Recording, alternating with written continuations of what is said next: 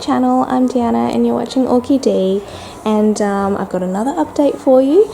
You'll have to excuse my voice a little bit because I'm a bit sick, but I've got Christine's orchids that she looked after to show you, and I have these blinds up just because I needed a bit more natural light in here, but I just want to show you exactly how much light gets in, and it is direct light. Now I know it's winter here, but today the forecast is like 26 or 27 degrees max, and look, it's hot, it's winter, but it's hot, and I want to show you that the direct light hitting these plants, look at that. So that's the temperature inside, and what's hitting, that is 44 degrees Celsius. I'm only going to have these blinds up for a little bit of time. In fact, I might just put them down a little bit. The Vandas, they'll probably be okay for like, you know, half an hour or so, but some of these plants up here won't be. And yeah, I'll get started.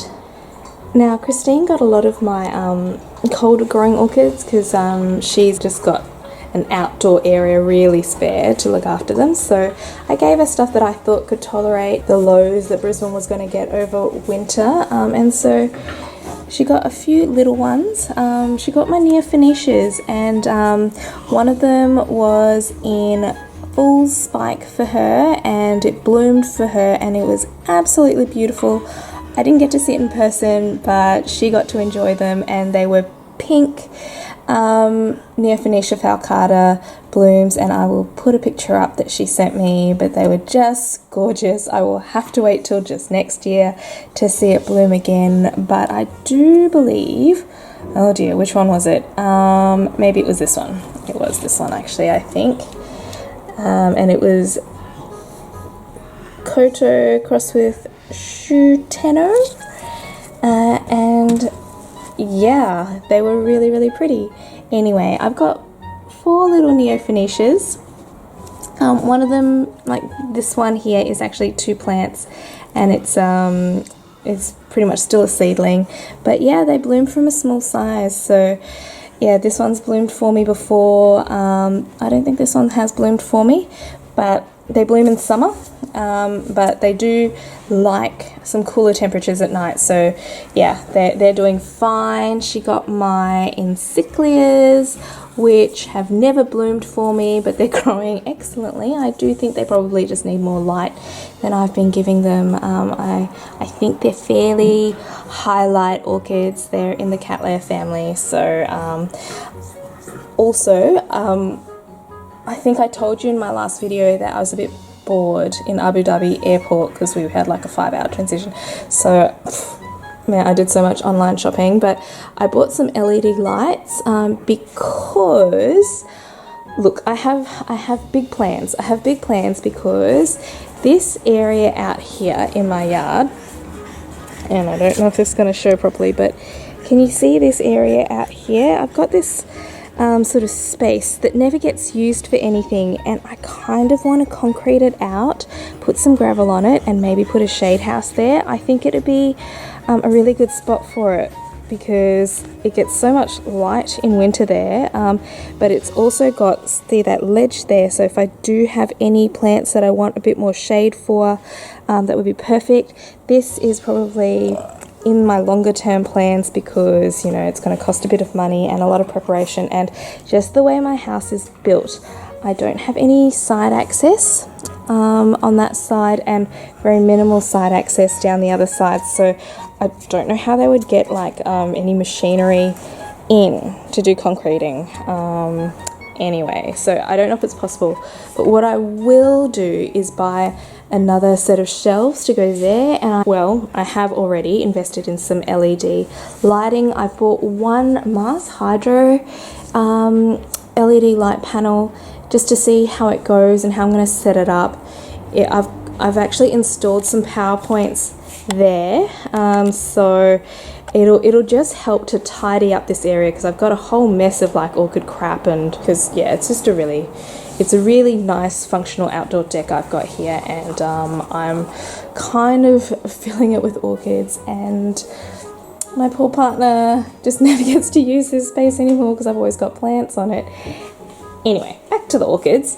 Yeah, I've got a couple of seedling cattleyas here, all doing well, you know, new shoots coming up. And my Brassavola nodosa is going really well. This is one that I actually got last year, and it's doing well. It's doubled in size in the last year. It's getting a nice little root system going on, and it's got a new little shoot coming up there. So it's done very well. The one I'm very proud of, Christine, is this one, which is C. luminosa. Now, I've shown it in a couple of videos before, and I got it, I don't know, a year and a half ago. It did grow a cane for me, and then I repotted it, and then it did nothing for a year, a whole year. And in Christine's loving care, it has started growing a new shoot. So thank you very much, Christine. I was nearly fed up with that plant, and I was nearly just gonna give it away to someone because it wasn't doing anything, but no, you've saved it. This is BC Maikai Mayumi, and this is the plant that I got a little while ago from a seller, eBay seller down in Melbourne. And when I got it, it was in like the worst medium, and it basically just fell out of the pot. It fell into 4 different pieces. I did get my money back after a bit of an argument. I got blamed for trying to repot it in August, which is winter, and I kindly told her that actually you live in Melbourne, but I live in Brisbane, and it's like 28 degrees here. So yeah, it was really like a poor medium choice, and I do think it was the seller's fault. But anyway, this is a super vigorous plant. It's actually 4 sections in there, and it has just, I would say, quadrupled in size. It just is so vigorous. So it's going to start completely outgrowing this pot soon, and I will have to separate it into the 4 plants. And so I think I'll be giving away a few sections. Now this little corner here is my special needs section. Basically, it's my to-do list, the ones that need something before I put them away. These 2, oh my god, you're gonna have to excuse my nails. They're like still the same nails that I had for my wedding, so they've totally grown out of their Frenchness, and I've broken some nails in the process as well. Ugh, anyway, these 2 are from my last video. That is my modelled Paph, which I don't think is going to make it, but I'm going to take it out of the pot and see what's happening. And this is Gladys, my fowl, that is maybe has some rot going on there, so I'm going to take it out of the pot as well. Anyway, these are the ones that came back from Christine, and she has done a lovely job with them, but unfortunately she got my 3 Miltoniopsis, which did terribly over summer. And yeah, I mean, they're still alive. They actually don't look too bad, but the damage that's on them is completely from the summer damage in my care. So what I'm actually planning to do with these is repot them into a largely pure sphagnum mix, maybe with just a few other things added to it, and put it in a self-watering setup. I've got these self-watering pots that I got off eBay like maybe 18 months ago, even more maybe, and it was around the time that I was sort of, you know, playing around with semi-hydro, and I thought it would be an easy solution. I wasn't actually planning to use the self-watering wick. I was just planning to use like the bottom bit as a reservoir. But you know, in the end I didn't end up liking the semi-hydro. I switched all my orchids back, and I just have these pots like sitting there in my cupboard. So yeah, you know, I might not use the actual self-watering during winter, but definitely in summer I think it's going to make a bit of difference. So that's the plan, and we'll just have to see how they go next summer. You know, all in all, my climate is just not conducive to growing Miltoniopsis. Like, that's the bottom line. but I'm going to try my best because I really love those flowers. These two here, well, they're my resting ones, so they have to be kept separately. The Kingianum, it's a little bit loose in the pot for some reason, but the roots don't look too bad, so I'm just going to leave it. This little guy got some spider mites in summer. They are prone to spider mites, and I had two Kingianums, and they both had spider mites on them. I lost the other one. But this one has pulled through. You can see it's got a couple of like cakeys on it. It only grew one new growth last summer. Yeah, we'll have to see how it goes. I thought I saw some nubbins on it. Let me just, oh yeah, have a look over here. I wonder if they are going to be flower spikes that develop. They usually do come from those little, see those little like bumps there? So, you know, it might still flower. But anyway, it's going to dry out completely. They need a dry winter's rest. So, yeah, that's what's happening. And same with this little one, Dendrobium lindleyi, which I've actually had this for a little while now, and I finally got it to flower last year by basically treating it like shit. I didn't water it, I let it get quite dehydrated, and I gave it a lot of sun, and it flowered. And of course I missed the flowering because I was overseas, and the blooms only last like, I don't know, like a week, if that. But yeah, you can see the roots are actually still wet, and I'm pretty sure Christine hasn't watered it for like 2 weeks, so it's not using water. So yeah, our humidity, like, you know, in early mornings is close to 100%. It's like 90% or something. So, you know, it does get moisture, even when you're resting it, and that's how it is, I'm pretty sure, in nature as well. You know, they just get moisture from the humidity, but they don't get any nutrients. And so, yeah, basically during the day here though, it's quite hot, so sometimes I just need a little drizzle, just a drizzle, nothing like, no flushing or anything. And yeah, that's how I winter rest. But yeah, we'll see. Hopefully these guys do develop some stuff in spring. This poor little one fell out of its pot at some stage, but you can still see some nice growing root tips. Christine, I'm really sorry, I forgot to tell you, but I actually repotted this like maybe 3-4 days before I gave it to you, so it wasn't established in the pot, so it's had nothing to do with anything in your care. It was just not established in the pot, and it must have fallen out at some stage. Now these two are the true strugglers. This one has not done well for a while, and I told Christine this, that, you know, if it dies, so be it. But this is Cattleya amethystoglossa. It grew this cane. You can see there's stuff going on. I think she has treated it for mealybugs since I've gone, but there's still stuff going on. This guy needs to come out of the pot. I repotted it incorrectly about, I don't know, a year and a half ago. It's got too much wet sphagnum in there. It needs to come out. It needs to get dunked in something that kills whatever's on it, and repotted, and hopefully I can save it. But we'll keep an eye on her. She needs immediate attention, and so does this one. So this one too, this is Frag Memoria Dick Clements, and you can see how badly it's doing. I can't remember, but I think I accidentally cut off like part of the root system I thought was dead, but actually it wasn't dead. And yeah, it was recovering, but it was obviously struggling, and it ended up getting like maybe some scale or mealybugs or something, and it just hasn't done well.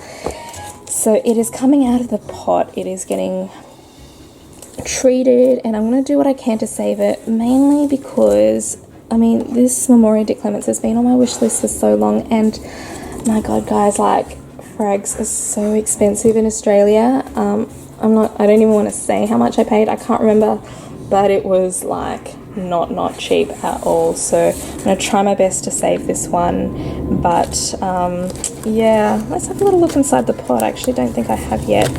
But it's, I thought its root system was going well. Look at that. Like, so it's got roots. It's got decent roots. There just must be something going on up here that it can't fight. So yeah, I think it needs to come out of the pot and it needs to get some antifungals, some sort of treatment. I'm not sure what I'm going to do with it yet, but yeah, maybe I'll do a video about how I'm attempting to rescue these guys and we'll see if it works. Over here we've got the Phrags and greenleaf paphs that she was looking after, and they look fantastic. All the other Phrags are doing excellently. She did such a good job. My Phrag cardinal is still in bloom. It's a sequential bloomer, and look, it's still got 2 beautiful blooms on it. This one. So it's doing great. You should see the root system on this guy. It's been going nuts from the beginning. It was repotted in October, and yeah, it's just doing great. It's a happy plant. My little seedling Phrag there, Scarlet O'Hara. This is longifolium, and this is a Phrag cross. It's just doing amazing. Yeah, so I was really happy. And look, it's got like a little shoot coming out there. It's got little baby shoots coming off everywhere. This growth is doing really well, and I would be look, I would anticipate that it should be sort of blooming size very soon. So maybe in spring I can expect something there. So fingers crossed. The rest are doing well. This is my little Psychokylus. If you remember, I did have 2, but one of them got burnt in my little sunburn incident. This one got burnt as well, you can see. But it survived. They were barely, like, they got hardly any sun. So I just don't think they're highlight orchids. Hello, Frankie. Hello.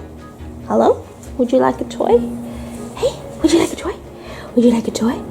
Ready? Go. No. Okay, I better teach him to fetch at some stage. I'm sorry. Alright, and I have got all these green leaf paphs here doing well. Oh, this is Phrag Schroederi, also doing great. But yeah, this is my Esquirolii with beautiful blooms, and it's just doing great. It's a vigorous plant. I can't take a lot of credit. I got it last year, and it was already like a, pretty much a specimen type plant, and yeah, it's still doing well. But you can see the back. This is a natural thing for it, but it loses its old growths and just grows lots of new ones. This is my Dolgoldii, which, yeah, it's going. This middle growth for me was the main growth, and it never bloomed. I do hear these guys are pretty tricky to bloom. So, but they've got these huge yellow flowers that I am... and if I could get this one to bloom and grow, I would just be so happy, but nothing yet. And Henryanum, these are my seedlings, which are doing great. Which one's this? This is Hung Sheng Eagle, growing well. Michael Kupovitz, and my angel hair. These guys have to get to about the size of this Philippinense to bloom. So they've got a long way to go, but yeah, these guys are doing great. So thanks, Christine. They are doing amazing. Over here we've got some other random ones that I thought would tolerate the cold okay, and I've got the Zygos here, small Zygo. They're all growing new growths. This is another one, never really rebloomed for me. It's got a weird ass cakey there, growing from the top of a pseudobulb. Whatever, I'm not sure what it plans to do with that, but yeah, well, if you bloom, you can do whatever you want. Anyway, young Nellie Isla here did not bloom for me. I was very hopeful for this cane to bloom and it didn't. This one over here is still growing. And yeah, we've got Sideria japonica who got burnt in the sunburn incident of February 2019, and yeah, oh well, she's carrying on, isn't she? I hope she blooms. I hope she blooms this year. Look, she is a little trooper, and I love my Sideria japonica, so yeah, I'm hoping for the best.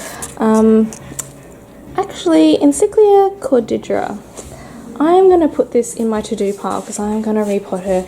After seeing Roger's videos on how he potted it in a really dry mix, I think this is over-potted for one, and yeah, it's probably got a bit too much sphagnum in it, so I'll be repotting that one.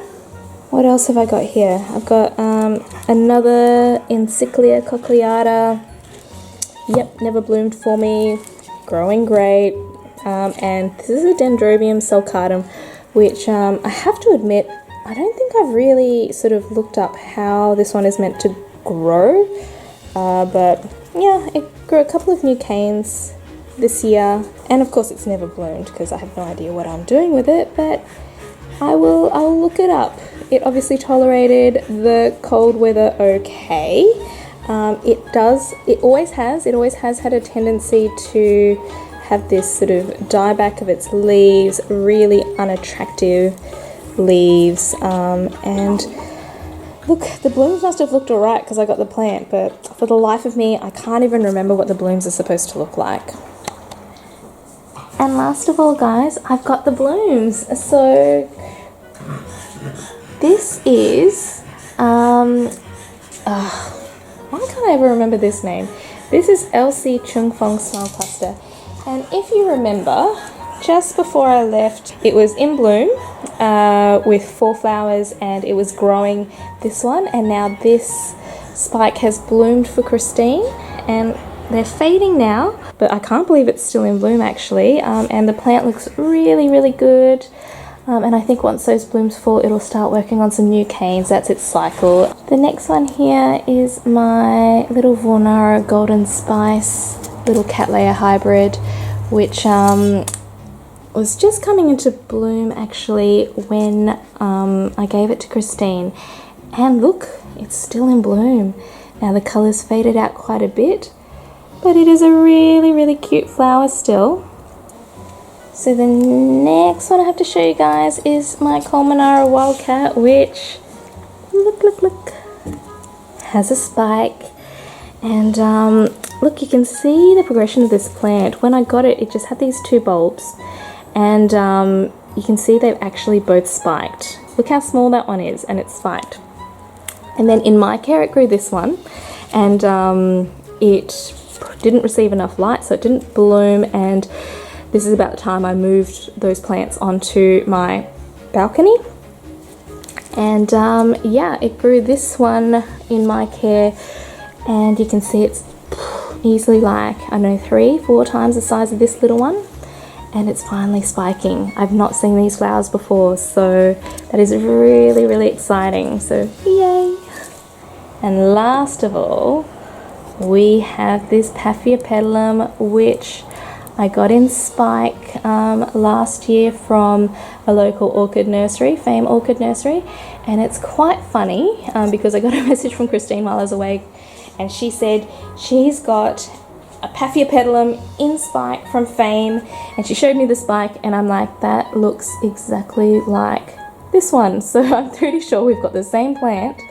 And yeah, it was just beginning to bud when I gave it to her, so it's developed nice. Apparently she had it outside and it stalled a little bit, but once she brought it inside, it started growing again. So it just needs to be staked. Actually, let's stake it together. Let me just adjust this a little bit, and I'll show you what I'm going to do, because I happen to have Let's see if I have a clip. Clip. I do. Now, I have to show you guys something. So what we're going to do is I'm going to try and find a spot. Probably that's a good spot there. Let's see if I can get it in. Now, when you put the stake in, twist. Don't just jam it in. Twist, because that'll prevent as much sort of avoidance of root damage. But what I do want to show you is the clip. Now, when you buy your clips, and I don't think anyone told me this, and I don't know if anyone tells anyone this, but if you have a look at the clips, do you see how there's like these little bumps inside the clip? Some clips don't have them. You should, when you buy your little butterfly clips, make sure that they've got those little bumps in them, because what you can do with that is when you attach it onto your stake, it'll hold, let me take that out now, it will hold the stake in between those little bumps. Do you see that? So if you have it like this, it's going to close completely, right?